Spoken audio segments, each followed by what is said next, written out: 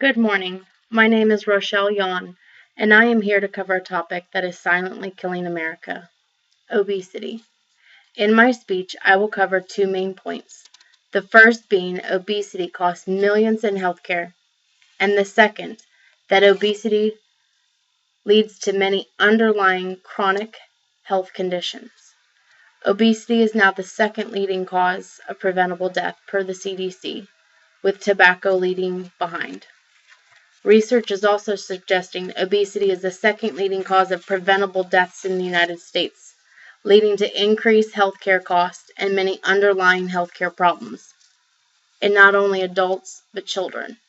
So now that I've got you thinking about the topic, let's talk about obesity and the rise costing millions of dollars across the United States. Gallup published an article called Well-Being, showing that 27.7% are considered obese in 2014, a steady increase from the 25.5% in 2008. Part of the research done for this article showed obesity often affects different ethnic groups, social classes, and different regions of the United States.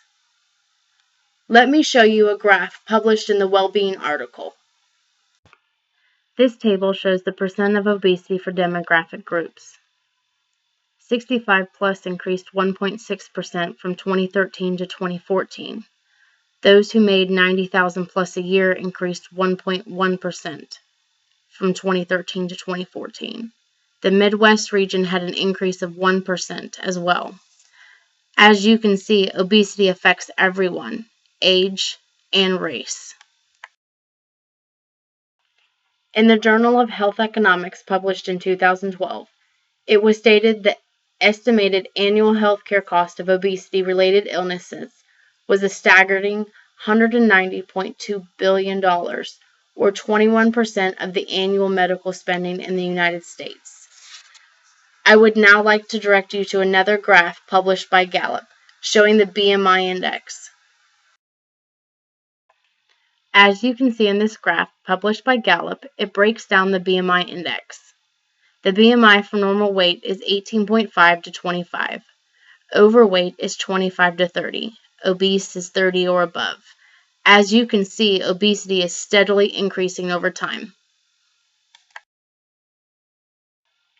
Now that I've discussed my first point, that obesity costs millions in healthcare, let's move on to my second point, that obesity leads to many underlying health conditions. Obesity is often silent when it comes to the damage it's doing to the inside of our body. Coronary heart disease is one of the leading major medical problems with obesity. This occurs when plaque builds up in the inside walls of our arteries, causing blockages, which can lead to decreased amounts of oxygen-rich blood flow throughout our body, often causing heart attacks, or even worse, death. Another medical condition that can be caused by obesity is high blood pressure. This causes damage on the walls of our arteries, causing them to become weak. Then, if plaque builds up in your arteries, this can lead to another major medical health issue, called a stroke. Diabetes type 2 is being seen more and more, which is caused by obesity alone.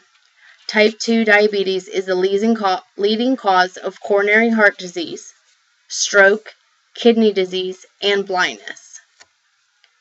Being obese also puts you at increased risk for multiple types of cancer, such as colon, breast, gallbladder, and endometrial cancers, just to name a few. Having the extra weight on us causes debilitation, as well as leading to osteoarthritis, which can break down the tissue that protects our joints. This can lead to a very painful and often chronic condition. I would now like to draw your attention to another visual aid. This visual aid shows some of the medical complications of obesity that I didn't touch on. And as you will be able to see, there are quite a few.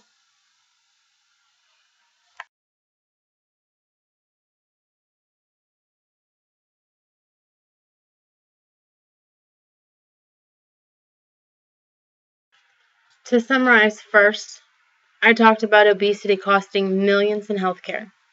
Then I showed you what chronic underlying health problems were caused by obesity. But I would like to leave you with a final thought that Governor Richard Cody said. He said, "It's always been the role of government to help solve problems, including and especially health crises.